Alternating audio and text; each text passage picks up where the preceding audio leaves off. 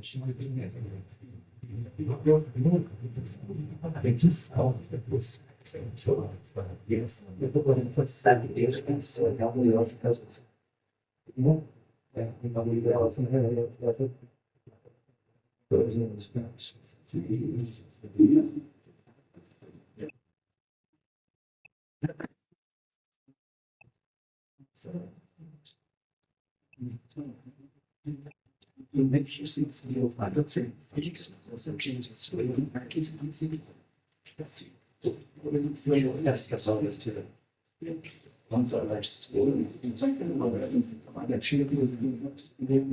Yeah,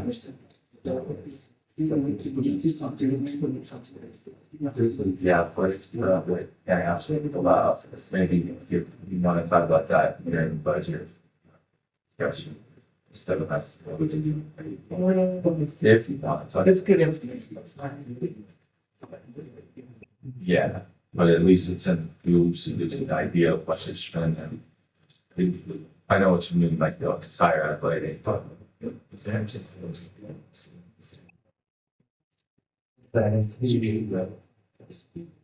Ready? Yeah. Okay, it's 6 o'clock. I'd like to welcome everybody here to the board meeting. I'm gonna call this meeting to order about 6 o'clock. And I missed you. Walk out. So. Go ahead and do the. Sure. Mr. Larson. Mr. Dayton Flake. Here. Mr. Karsten Flake. Ms. Hansa. Mrs. Nelson. Here. Yeah, thank you. I have a volunteer to lead us in the pledge of allegiance.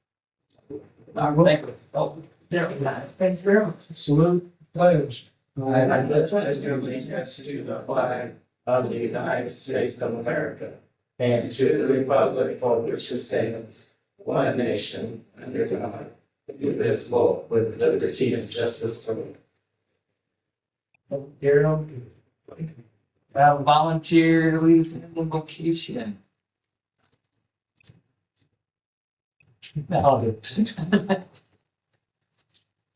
Father, and Lord, thank you for this opportunity we have of being here this evening. We thank you for the opportunity, the freedoms of this country. It'll allowed us. We ask these the Spirit might guide us in the things that we do. We might be able to make good decisions for the school, for the students, and for the community. We're thankful for all the freedoms that thou hast blessed us with, and say things in Jcusd. Amen. Right. I will make a motion that we approve the agenda outline section. I'll second that. Thank you, Leslie. Anything you guys want to discuss or leave around? You're good to leave us. That's good. I'll vote myself. Yes, Leslie. Yes. Thank you. That brings us to Motion to approve the minutes. I'll second it. Any discussion even? It was nice, it's only one this time instead of 12. The vote, Lexi? Yes. Dayton, myself, yes. Brings us to the superintendent's report, Mr. Gill. Yes, thank you. To start things off, I'd like to ask the softball team to step up, stand up, and please come forward so we can recognize you as the state champions this year. As they come up here, I just want to point out the letter that we received from the AIA congratulating our softball team. And my daughter as well. And it's something we're very proud of these girls that worked hard and this is the first year. Mr. Hutchins, you want to give a quick summary on the season? Sure, but first we want to express our thanks to you as a school board for allowing us to have a team. I was sitting there thinking, when I first started coaching many years ago, softball probably cost $2. They're like $12 now for a softball. It's crazy, which is a change in what's going on. But we appreciate the support, not only softballs, but transportation and getting us to where we want to go. And the many things that it takes to have a good team. This is a great year for our softball team. We're not perfect. We practice like we're not perfect. We work hard at practice. This group here really came together right towards the end of the year. We've had some ups and downs. We didn't win as many games as we won in past seasons, but we won the games that really counted. We had a great tournament, Joseph City tournament, because the basketball girls did so good. We had like 2 practices and then we're playing a tournament. But the girls responded well. We didn't have a quote winner of that tournament, but we were the only team that was undefeated in that tournament. So I put it down to one. And so then we played some good games. We had some good games and we had some games that didn't go in our way, but we learned from the victories and the losses. Losses can teach you a lot about yourself and a lot about your team. And so we learned from those. We finally flipped the switch right there at the end of the season. Decided early on before the season started that we played St. John's that Monday, kind of a week. Most teams didn't even play that day, but we did. And then we played them. They wanted a good game going into the state tournament, and I wanted a good game too. And it really turned out to be a good game. We battled and beat them 13-10. And it really kind of pulled us together to get ready for our run in the playoffs. I counted up just a minute ago, these girls, we scored 48 runs and gave up 6 in the 4 state playoff games that we played. And that's usually, especially the first game, pulling back. Once we get to 10 runs, and I kind of look at it, that we're going to probably take care of business, I pull back big time. We stop stealing, we stop doubles are now singles, and we start pulling back. But we did have a little scare in the second round. We played Haven here at home, and we were losing for a good part of the game, and then we tied it, and then we went up, and we were up 3-1, and then the top of the 7th inning, they tied it up 3-3. And then on top of the 8th, they scored a run, and now we're going into the bottom of the 8th inning, 4-3 with our season on the line. And I was a little bit stressed. But the girls came through. Old Pager standing here came through with an infield single. Amber got an infield single. And then Rookie hit a little pop up just out of the reach of the pitcher's hand. And when the dust settled, we scored 2 runs on that play. We won 5-4. The rest was kind of an onslaught. But, you know, I'm just saying, we practice hard, and they will tell you that I don't take anything for granted. We played Williams in the semis, and we lost to Williams 4-2. We did not play good that day when we do that. We did 1 inning, the last inning. And so we worked, and we were able to beat them 10-0. And then we went to the state championship game. Be thankful that you were in Infield City that day if you were, because it was 105 degrees. You know, on the turf in the outfield, I bet it was close to 120. It was brutal out there playing in that game. But I told the girls who want to score, you know, I would like to score 2 or 3 runs in the first inning, kind of give our pitcher some breathing room, our defense chance to make a mistake. If we make one, well, they shot that way out. They scored 9 runs at the top of the first inning. The other team was already waving the white flag.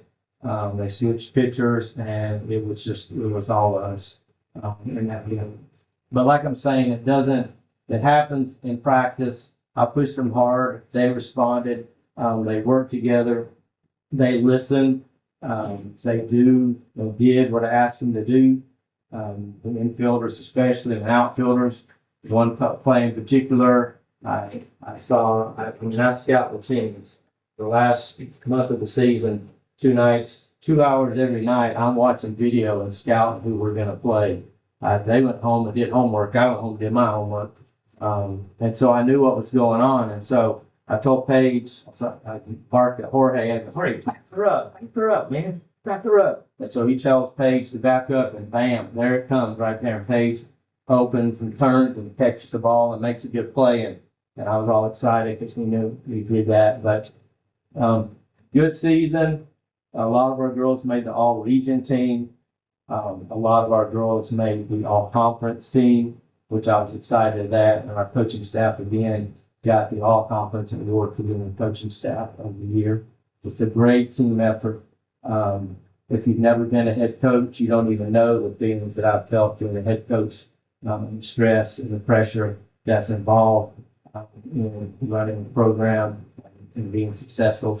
It's like Coach Teddy Bear told me one time, Coach Texan, it's really tough to get to the championship game. It's even tougher to win the championship game. And these girls came through in that game, won hands down. You know, I felt sorry for the other team, but all we can do is play. You know, each plays and did our best. So kudos to them. Thanks to my my coaching staff, Mary and George and Aaron. Couldn't deal without them. Coach Sandra, they're pitching back practice all year. Coach Mary, she's the one that worked with our outfielders. I worked with them, so if the outfielders make a good play, it's all her fault. She worked with them and had them ready. I was on the infield. I was excited in the state championship game. We made one error last year in the championship game. We made 5. This year we made 1, and it was a throwing error. Really, it cost us. Lorelei pitched great in those last 2 games. The Williams game was that's the best I've ever seen her pitch. I called it a 3-2 changeup. She just looked at me and did it and struck that girl out. And I was about to come out of the dugout screaming and hollering. It was an exciting play with that. So I'll be talking. I talk all night about these guys and what they do, but the 3-peat is exciting, but every team is a different season and a different team. And so these guys won this year. And that's the exciting thing. And so kudos to them. So thank you so much again. And bravo. So thank you. Congratulations, nice job. 3-peat's tough. It is a different team every year. It's tough if we being 3-peated in football one time. A little bit of comparison, a little bit of history, but even or not, the boys have almost won baseball state championship. And all of the years of Joseph City High School, 1.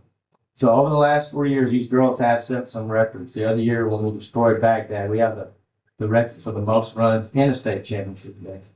We have, since you bring up those records, the softball team, not this team, but there's only one team that has more state championships than Joseph City High School. I can't remember who it is, but they have 11, we have 10. And there's only one other team in the 1A that has more appearances in the state championship than we do. We have 15 over the last, since softball started, I believe in 94, 95, 94 is when it started. So I know the history in this too, so I was the head baseball coach when the girls were asking for a softball team. And I had girls join the baseball team and play baseball for 1 year, specifically to get a softball team, get it approved to show that there was interest.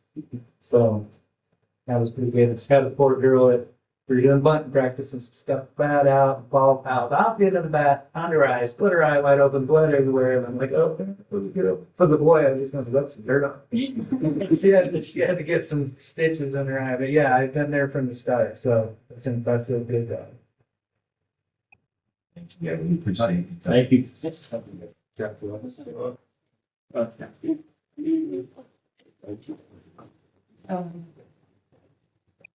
Very nice work. That's them. My written report is there attached to the board packet. Any questions? collaboration you want me to do on this, just let me know. But other than that, you can see just a few things to close out the year that we've been doing. So we did What's the vector system? that's a computer program that does staff training. So like that's what we do, first aid, we can do bloodborne pathogens or emergency response protocol. Computer-based training. Yeah, saves us some time. Having everybody in person. Yes, that's it. All right, thank you, Mr. Phillips. Wow. Brings us to request to speak to the governing board. Ms. Carrie Bushman. Chief Element.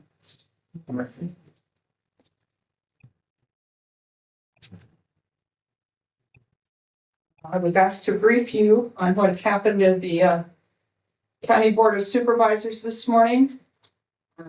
We have this application to not to have a liquor license in our community.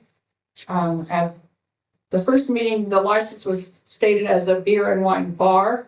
They tabled the decision to approve or disapprove the license for more information. Today, with more facts, community and school safety concerns, a large petition response, and 150 years of being a dry town, they disapproved of the application. However, this is not the end. That's the county's voice. Their documentation and recommendation goes to the Arizona Department of Liquor License and Control. They have the final say. Any school resident or property owner that protests the liquor license application, especially those that live within a mile, you have a whole different level of opposing this. If it is, the state approves it, you still can have choice to vote against. The school still has a choice there. If you live within a mile of the property that's Love's building store is on. Love owns 5 properties. 3 are connected and 2 are across Main Street. Since the county disapproved, we may send all our letters and petitions to the Arizona Department of Liquor License. The school board and administration, please document your concerns and protest the Love Liquor application. If we are to be sure that it does not come into our community, you have a much higher weighted vote for that. One of the concerns that have been expressed for the school district is those that do summer sports. One of the reasons that they accept Joseph City or come here for summer camp is there's no liquor. If we start that liquor license, that may change things. And how many of our school activities do they make sure that when they take the youth, take our team, our players, make sure that you're going to a place that does not have liquor? We as a community strive to save our kids from problems.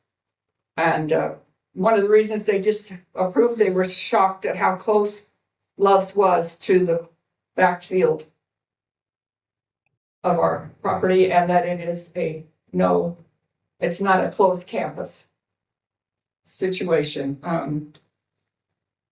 Love's could in a year, if they lost lost the license, didn't get the license, they can come back in a year and apply again. This is going to be an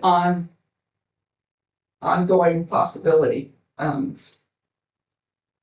We don't want the liquor sold in our community. And it started out to be, what we understood was that it was a beer and wine bar. Today it was a beer and wine store. But it doesn't matter that we don't, all 5 of our supervisors voted to disapprove. One, because of part of it was because if we have 150 years of a dry town, And one of the supervisors said, you know, that's a history that ought to be kept. Another comment was, we're on the edge of the Navajo Nation. Navajo Nation is liquor free. And why not let the community stay next door and continue it? So we need applications filled out. We need more votes. I don't know exactly when the liquor license will, what the county sends in. I'll have to find out and let you know when that it is there and the number so that we can attach it to. But as a board, you have a big voice that I think is extremely important to our community. Thank you. Thank you very much. Appreciate the information. It's good information. Appreciate all the work that you put in too. I know you've done a lot of footwork. Petition and all kinds of things. We appreciate that. Thank you. Okay, is that it? Thank you. Let's move on to the consent agenda. I'll make a motion that we approve the consent agenda items as listed. Sure. Those are items. Thank you for seconding that. Those are items 6A through 6F.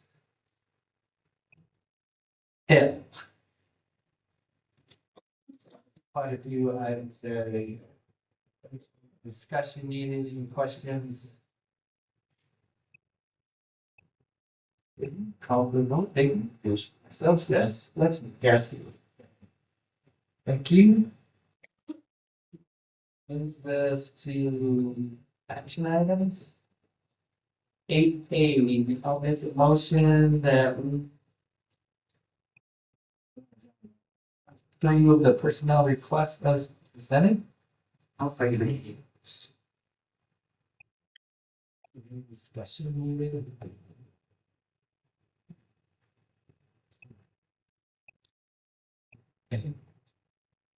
Well, myself, yes, that's true. Yes.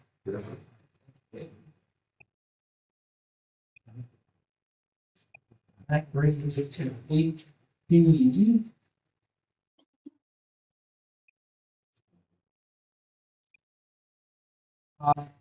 Make a motion that we open for discussion and possible approval of the proposed FY 26-27 budget for public review.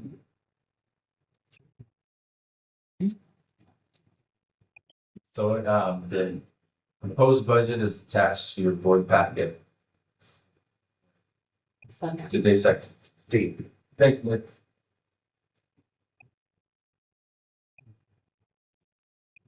And once again, this is based on our student enrollment estimation and the assessed property valuation of and within our district boundaries. This is the limit. This is our control limit, the amount of students that will rest in.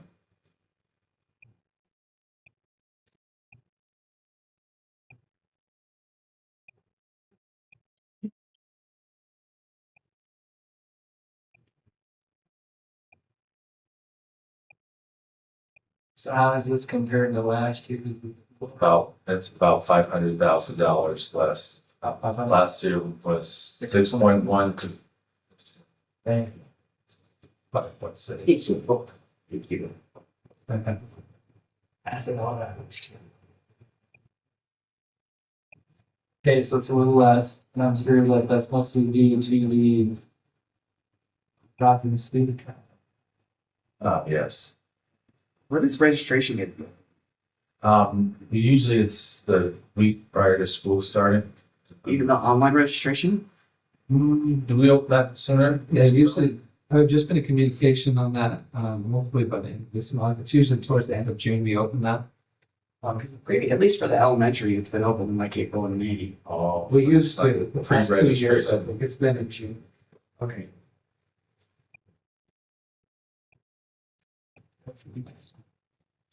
So what are some of the highlights? What do we have? Do we have some earmarked for rollover? Do we have rollover from this year? What are we looking at? The cash accounts should have, some rollover, but no rollover built into this, but it's pretty tight. There could be, some funds that become available depending on a few variables, such as student enrollment or, hiring, how things are arranged, upcoming hiring.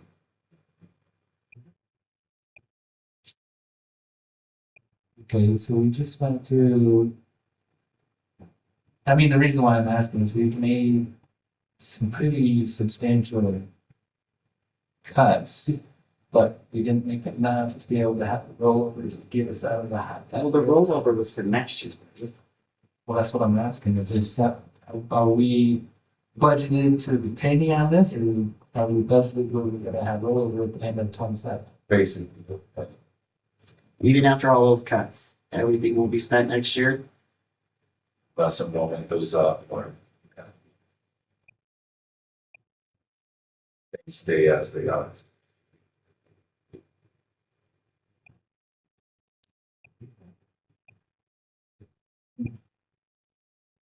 So what can we do to improve that? Well, we can get creative with a few things, but in improving our student enrollment. One thought I had was charging for students that are enrolled in our school, charging a little bit more. They can fund, it's my understanding, they can fund those out of ESAs. So we can charge those students a little bit more. Promote enrollment, that's one thing we can do. Yeah, it's a tough situation we're in. If you look at some of the economic signs in our little community, they can look promising. I just talked about the power plant firing back up. It's natural gas. There's the way I've heard it, there's hardly any rentals available for folks. So I think the population and the employment issues has improved in our community some months, but we'll see if it affects or impacts enrollment. I think the main thing that we need to do is get kids to the homeschooled to come back to school. If we figure out we can do that, that's probably the best. Then, are we still looking at a new program? Yep. We have the basics lined out. It's not finalized, but All right, good. That's good. Like, I'd like to hear about that at least. I'm sure the board would like to hear about that and decide how they want to do that kind of thing. And then possibly get some kind of advertising on the possibilities that I don't know of that. It's just you gotta do something to get off of that high risk. They don't like it, some high risk. Okay. You guys have any questions?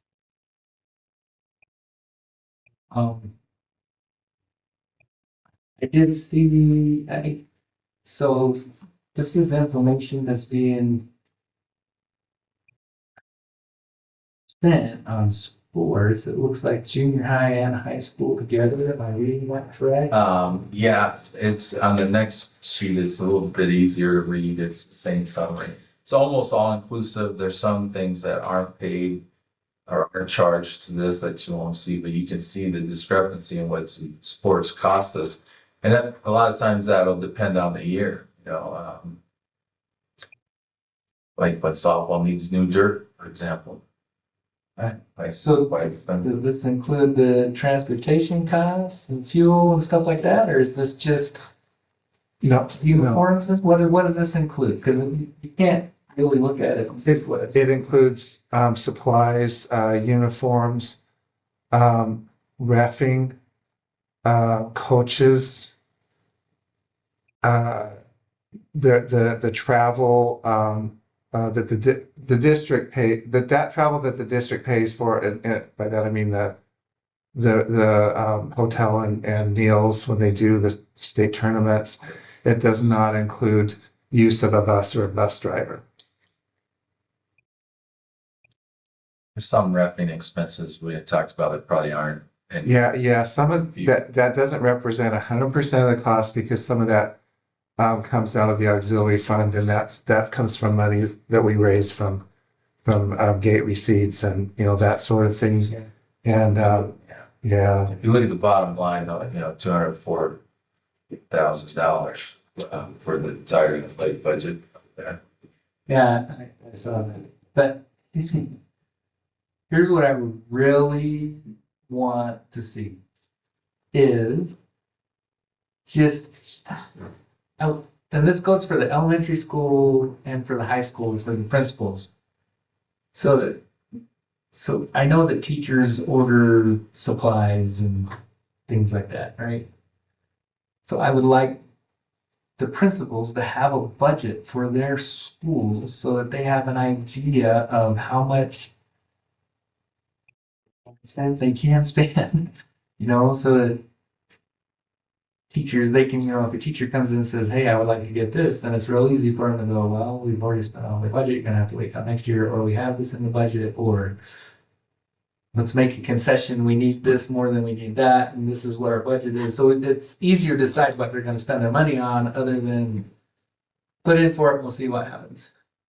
Because I think that's kind of the way it works now. And it works the same for athletics. I'd like to see an athletic budget. And I don't want it to include fuel for the buses or hotel rooms or anything, just because the coaches are asked to buy equipment and put in requests for equipment. And if we have a budget for that, then it's really frustrating as a coach. I've been there, done that. To just, you go and say, well, what can I get this year? And they basically say, well, put in what you want and we'll see what you get.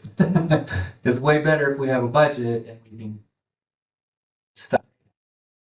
Is there an athletic budget, or is it just you're spending whatever? I mean, is there a certain amount that's allotted every year just for athletics?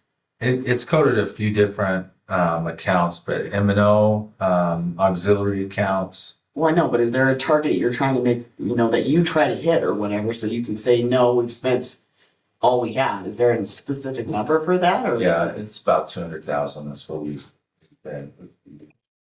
Okay.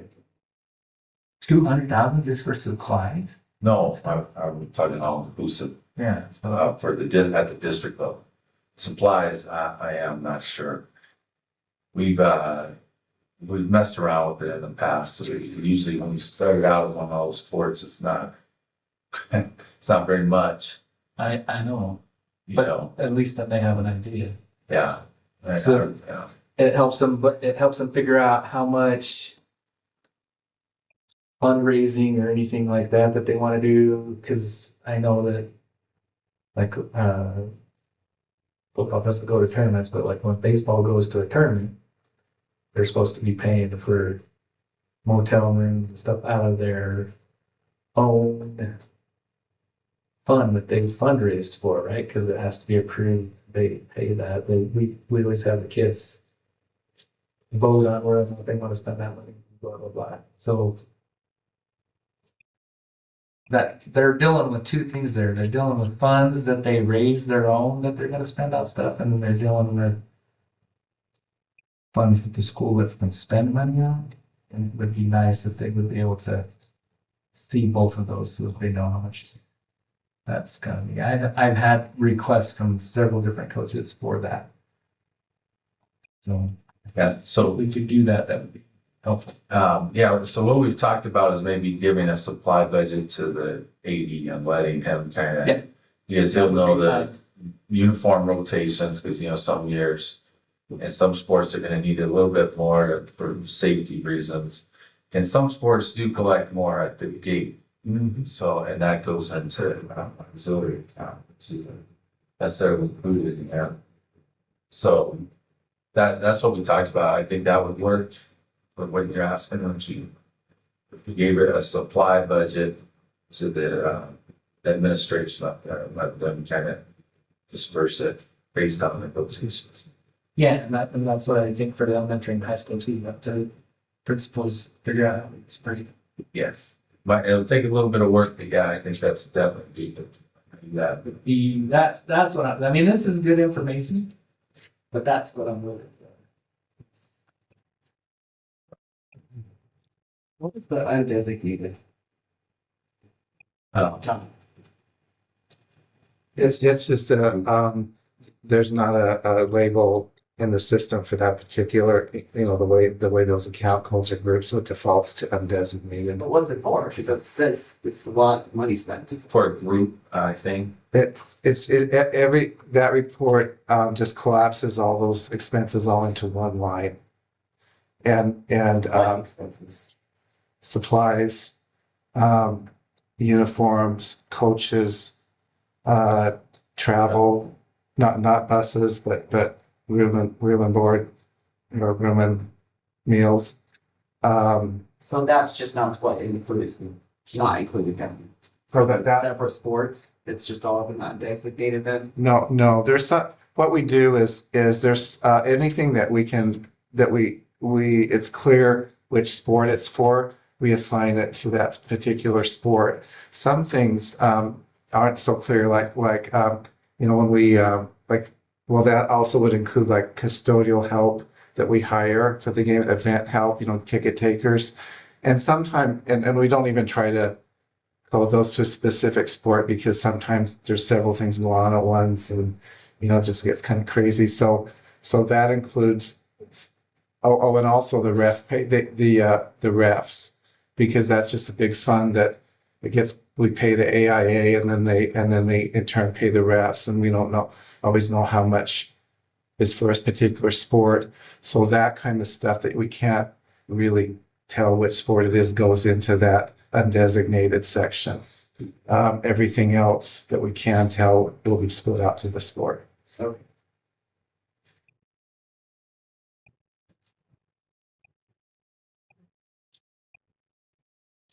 So what's the GL budget? Is that what we budgeted for last year? I don't know where that's general ledger, I think so. That's right. Yeah, and it has 226,403. Top, very top, left, right there. Yeah. And there's zeros all the way down underneath it on all the other sports. And so down at the bottom, it says 226,403. And that also says undesignated. So, and it also is weird because it says junior high school is 226,403 and high school is 0. All of those Undesignated is 226,403. Yeah, those budgets, they're zeros because they weren't assigned out in the system that way. So they kind of, for the purposes of that report, you just got to ignore those budget lines because it's just toned in zeros because it wasn't deferred. So the question is, was 226,403 what we budgeted, and we actually spent 204, so we were like under by like 22,000. Appears like, yeah. I mean, that's what it appears, but I don't know because I don't know what that does. Okay. So some years it's a little bit higher, a little bit lower, other years, yeah. That number probably came from the previous, why it was budgeted for that.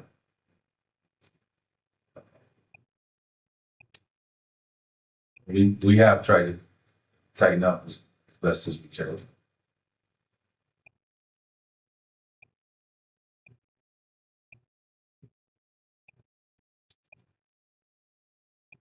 So do you guys have any?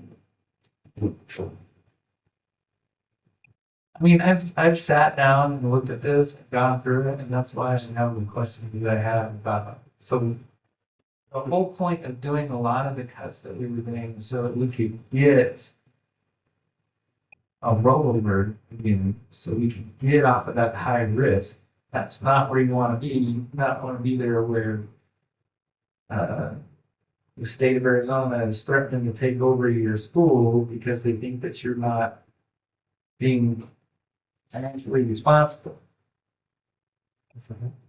So I've been trying to look at this, trying to understand it as best I can. So why is it that those cuts seem to be no difference? If we're spending everything next year, then it was a significant chunk, but it's like didn't seem to make a difference. Yeah. there's a conservative estimate of the amount of students that we anticipated for this budget limit We decreased it, by 4%. 4%, about 16 students. We hope that's not the case, but the recommendation was to be conservative, so you don't have to, so you don't overspend thinking you've got more students than you have, or you got a bigger budget than you have. So if we end up with, even if we end up with the same number of students as we did last year, which would be great, because then that estimate's going to go up by about $260,000 for that budget limit. That would be a rollover for the next year. Yes, and that would mean a rollover for next year. So this budget limit is an estimate. If it changes, then we revise again later on and revise it upward. So one more time, this is an estimate, and we decided we were gonna be 16 students less this year than last year. Well, that was our 100-day enrollment. The number we used. And that came because that's how much it dropped last year, was 4% from the year before. So yeah.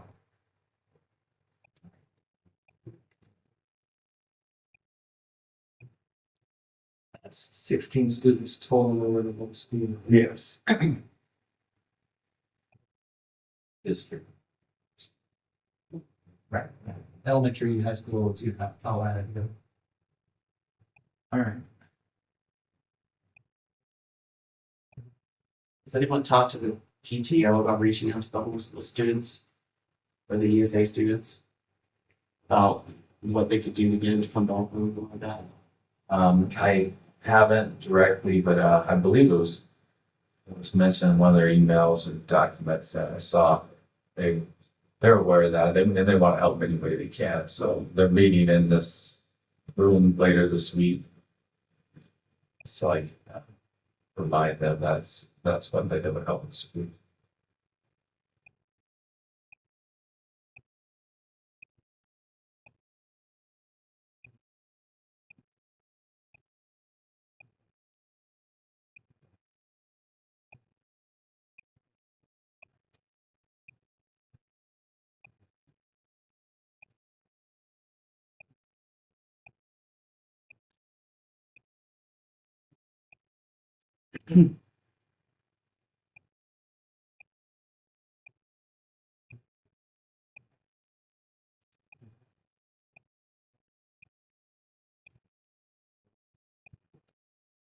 Okay, so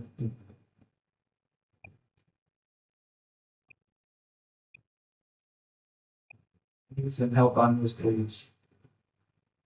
Go to what's the it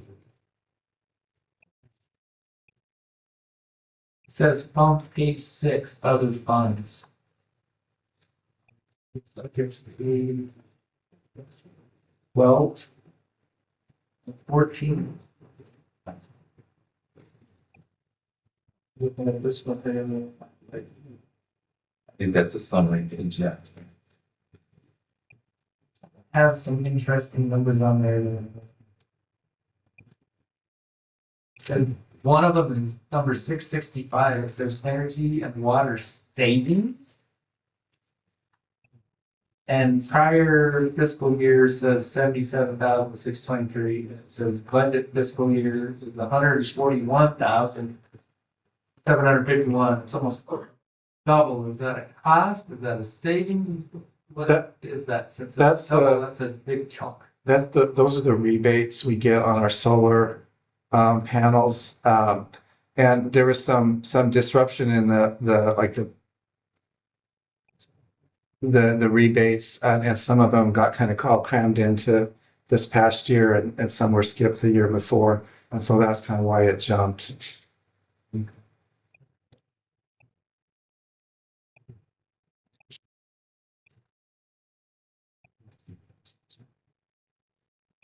So is that line money coming in? Is that what that is? Yeah.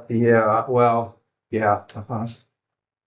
So we figured last year, of course, a big chunk of that is the gifts and donations. I'm not sure where that number came from, but it's 830,076, and then this year it's only 439,000, so that's like almost 400,000 less.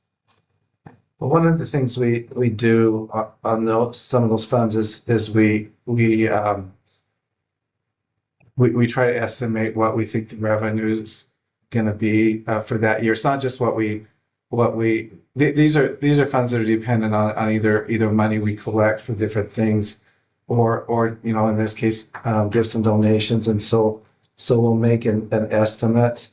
So it's not so it may not turn out to be that at all. You know, if for some reason that money doesn't flow and we can't spend the money until it gets here, but we plug it in the budget so we have it there in case, you know, to cover those, you know, revenues in case they come in. Can I ask what the insurance proceeds were? It says last year that was 60,000. That's 18, and it's showing 0 for this year. Is that something we did last year that we're not doing this year? that's money that comes in from insurance claims. So if we have a big a claim for some kind of damages, that money, and the insurance company reimburses us, it goes into that fund. And we have been For the accumulating. physical plant, like a building or. Yeah, or vehicle, yeah. And we had that was part of our funds that we were building up for reserve. And we'd accumulated some money in there and we spent it. And so, spent it this year, all the rest of that.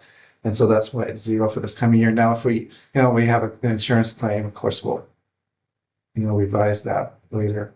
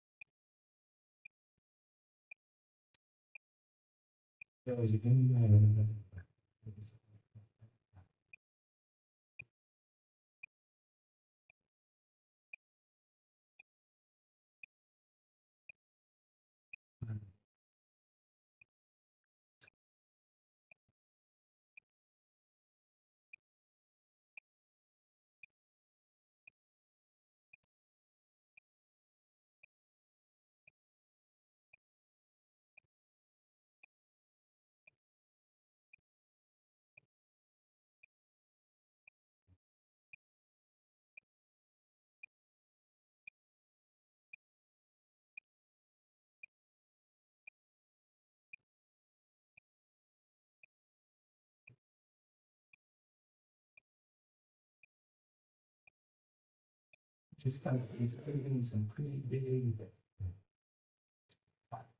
Like this one it's under special projects and it says total federal project funds.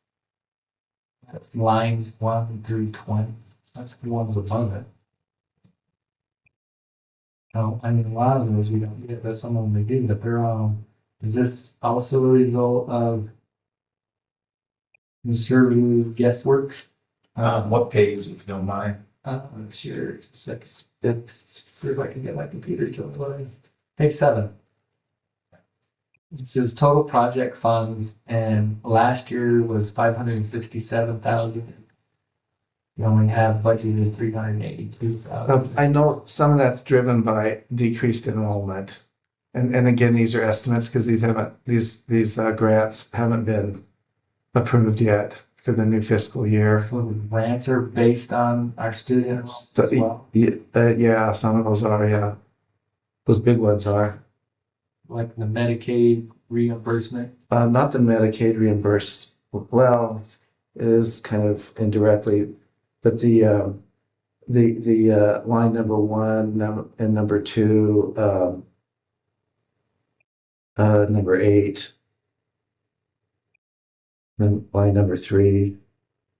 Okay. Because those are the most significant Yeah, drops. yeah. And that's a big chunk. And again, if it turns out that we, you know, don't have that big of a decrease, then those may look a little better in the end.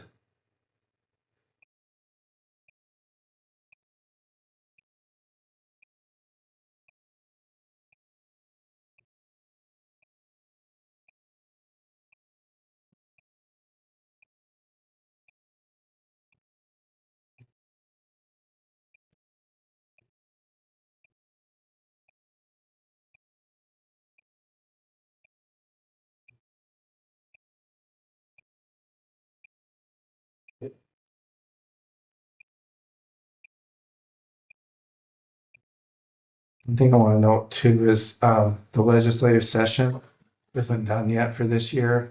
So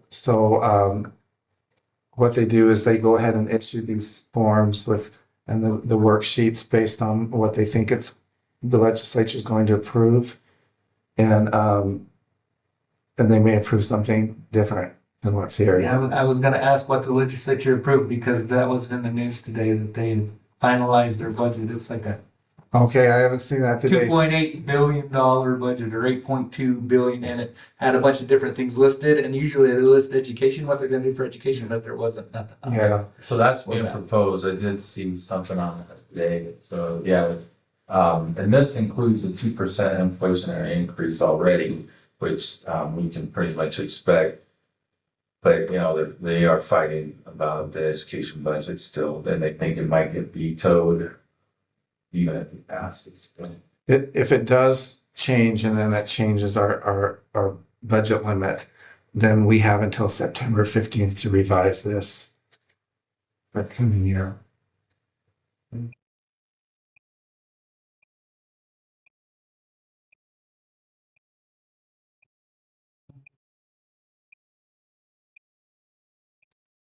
I was hoping for a little bit better information on this because we need a bunch of cuts now, so we're gonna look better, but apparently we're not.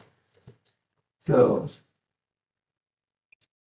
it's like we still have work to do that. Yes, so.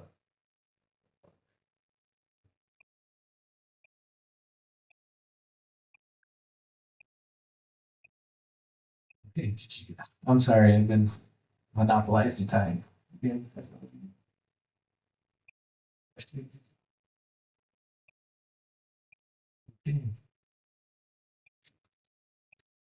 So by approving this, we approve that this is what the budget is gonna be, but we still revise it depending on what the legislature does or other things, correct? Right.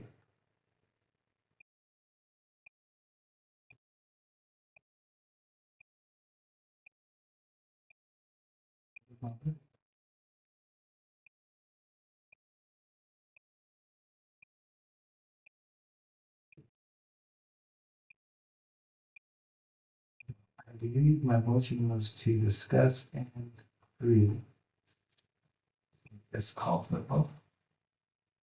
Unless you guys got any other questions. Lexi, we'll let you start. I don't want to stop. Yes. Think, yes. Myself, yes. Need to, with the caveat, we really need to look at. I need better information. Well, I need to work on that. Do we get that a work session? Why? Just to get better handle on what we have. So we have this budget. And I'm sorry that I know that this is the paperwork that we get every year, but this is really, really, really difficult to see exactly what we're spending money on.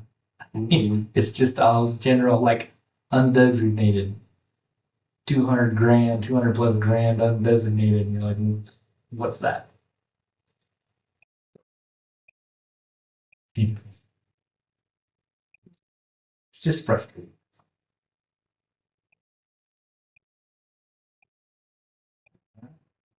We can move on. You have any requests for future agenda items?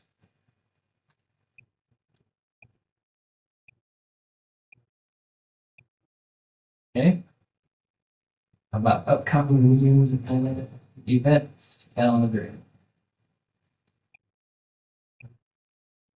Possible additional board meeting. Okay. June 25th with. See if your calendars. If not, I see you got that board training down there. Brian, this is your last official board meeting, isn't it? yeah, Or you're the guy in charge. yeah, right. No. Dang, that almost feels painful. Probably good for a year going, yeah, let's get this over with. It's been an honor and a privilege. Thank you. Brian, I really appreciate it. See them.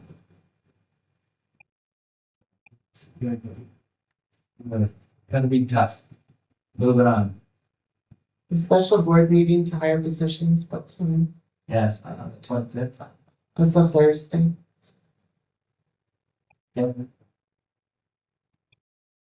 We'll arrange it too. I don't have to give a time right now. Okay. Let me see if we're ready for the meeting before we arrange a time. Sound good? Do we want to do another work session? We can do it for these guys are done. So we need to go there. I am for the budget. I think let's do it. Go on. So let's do it, Joe. You're right, that. Plus, it feels kind of weird on three of us waiting 2 more. That's true. To decide. All right, well, I guess we're. Motion that we adjourn. Second. I'll vote yes. Yes. Yeah, thank you. We are adjourned 6:54. Soon we have a lot of stuff to say.